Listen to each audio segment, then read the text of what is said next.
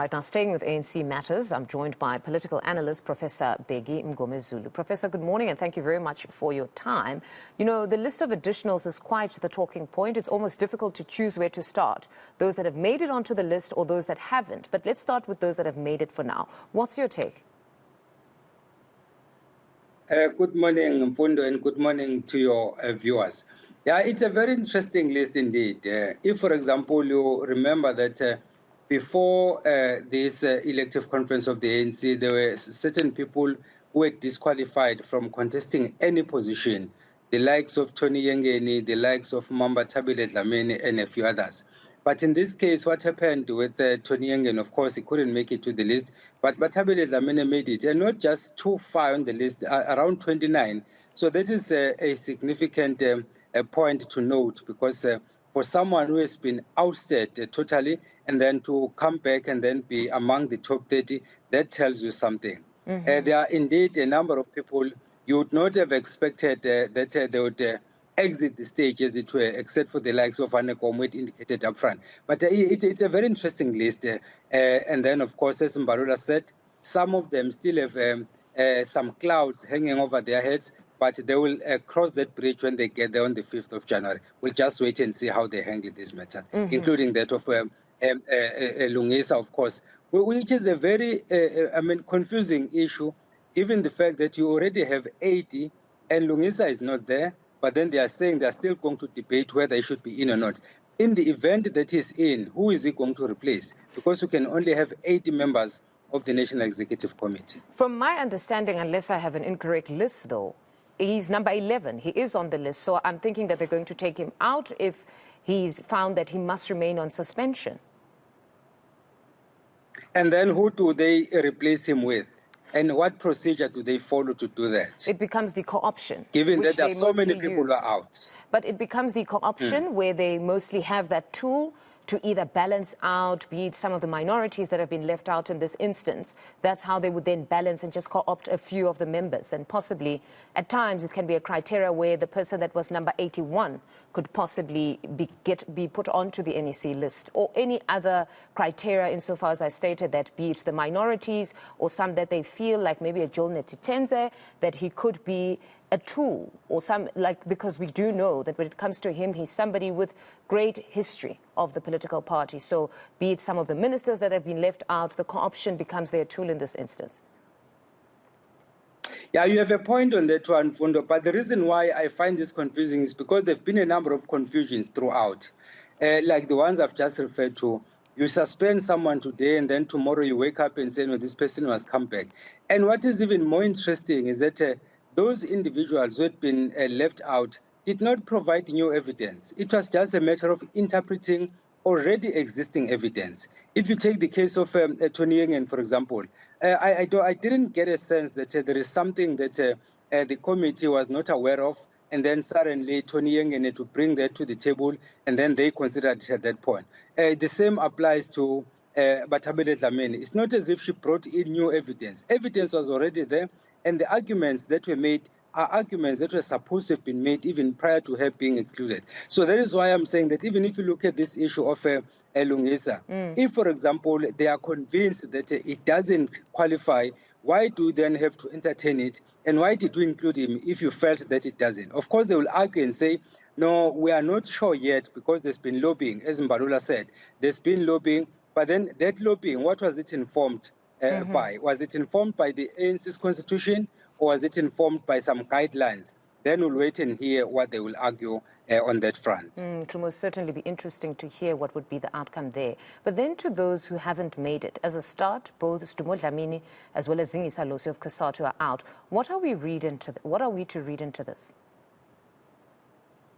That is a surprise, more especially given that for the ANC to remain in office, it needs the support of the entire Tripartite Alliance, which includes COSATU, SCCP, and SANCO. So now if you have leaders like the ones we've just mentioned, more especially Zingisa Losi, not being there, that is something very interesting indeed. But then it should not surprise us, given the fact that these people are on the list based on how they were looked at by their own members. And then, of course, we must have been supported at a lower level for you to make it to this list. So that is basically the logic that we can only look at. But then secondly, the relations between, in fact, amongst the Tripartite Alliance members has reached its lowest ebb. So it's up to the new leadership then to try and revive that, because as things stand at the moment, it doesn't look good. And the fact that you have the likes of Plain Zimande being left out, for example, that is something very interesting. Also because he's one of the people who has been supporting the president all the way through. So we will just wait and see for the 5th of January as to how they are going to finalize this issue. But your point earlier on, Fundo, that of co-option is the one that will be very interesting, because we'll be waiting and see who will be co-opted and who will be left out entirely. Insofar as the alliance is concerned, could the position of COSATU ahead of this conference, where they publicly pronounced that they would be choosing no preference insofar as the leadership contest is concerned, they stayed this one out, do you think perhaps that on its own could have impacted their fortunes insofar as their members being elected onto the NEC? It's indeed one of the factors, but as I indicated earlier on, people don't just wake up to, today and then they find themselves on the list. It's a lengthy process, which starts at the branch level, whether you are being a preferred candidate or not. But the reality of the matter is these stormy relations in the Tripartite Alliance has a direct impact on what eventually happens. Because you recall that neither COSATU nor SACP go to Parliament on their party ticket. They go there on an ANC ticket. So which means they serve at the behest of the ANC.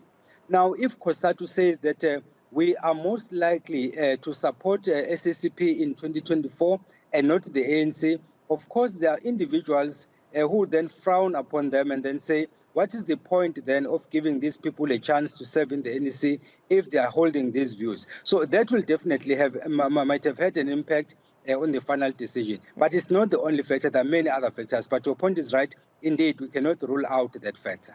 But what could it mean then for the African National Congress in the 2024 elections if they were to completely alienate the federation with the highest number of workers affiliated to it? That will be a political suicide. I'm telling you, my sister, now, and I will tell you tomorrow, I will tell you in 2024. The ANC has been doing very well since 1994, partly because it enjoys the support of COSATU. COSATU has a number of members, of course. And then you may talk about the SACP, because I've been saying in the past that the SACP cannot go it alone because numbers don't tally. So even if it were to do it, it wouldn't make it if we were to go it alone. But then if you have SACP getting support from COSATU, definitely that will be a recipe for disaster for the ANC, because the ANC gets a number of supporters through through COSATU and then some through the SACP. That is why then in return they have to put in a number of them in the cabinet and even in parliament. So definitely for the ANC to do well in 2024, it does need the support of COSATU. Without COSATU's support, of course, the ANC will be in deep trouble, more especially given the trend that we have seen both in the national and provincial government elections as well as in the local government elections. The numbers have been going down. So if you lose support from COSATU, then the numbers would even depreciate to the extent that the ANC would not even make it to the 50+1, which is a requirement for the ANC to be able to form the government on its own. And then to the others who are actually holding ministerial posts currently that have been left out of the NEC, Naledi Pandor, you've also got Pravin Gordhan. What exactly does this say about this era in the African National Congress insofar as the delegates' preferences are concerned? It says a lot. In fact, to be honest, Mfundo, I'm still surprised how come that the likes of Pravin Gordhan have survived thus far. Because if you look at the state-owned entities, they've not been doing well at all, and yet he has retained this position. And then, of course, people will ask the question as to whether there is something that we don't know which brings the president and Pravin Gordhan together. I'm not too sure. But of course, unfortunately, we cannot challenge this in court because Section 84 of the Constitution gives the president the right to decide who becomes a minister. That is why, even in the old order, you could see that former President Zuma could appoint someone today and then 4 days later that person is removed. Of course, the issue would go to court and so on and so forth. But the reality of the matter is the Constitution allows the president to do that. So then the popularity of some of these ministers is now dwindling, and then which means that they might in fact be on their way out, because I don't think that if they don't make it this time and they are not co-opted, they will make it in the 2027 elective conference of the ANC. By then, a lot would have happened, of course, and even the popularity of the ANC might have changed. Unfortunately, at the moment, things don't look good, unless, of course, the current administration will do things differently. As things stand at the moment, I don't think prospects look good that the ANC will do well beyond 2024. Now, when we look at Minister Pandor, some could easily say that she's executed her duties in government fairly well. So what does it really say, again, about the delegates' preferences? Or is it a situation where, in her case, she focused more on being a great administrator, great career diplomat, but the politics now were the ones that perhaps were lagging behind, and the political currency is not there anymore? You know, Mfundo, truth be told, not all ministers have occupied these positions for a lengthy period because they are the best candidates. They've been there for a number of reasons. Some of them have been doing a fairly good job, but others have remained there because they are making a lot of noise when crunch time comes. You might have seen this with the Phala matter. There are people who are too vocal, but then when you look at their portfolios, they're not doing that well. But when it comes to the Phala matter, suddenly they regained their voices. So there are people who appear to be popular, not because there is anything of substance, but because they are too loud when it comes to talking about issues.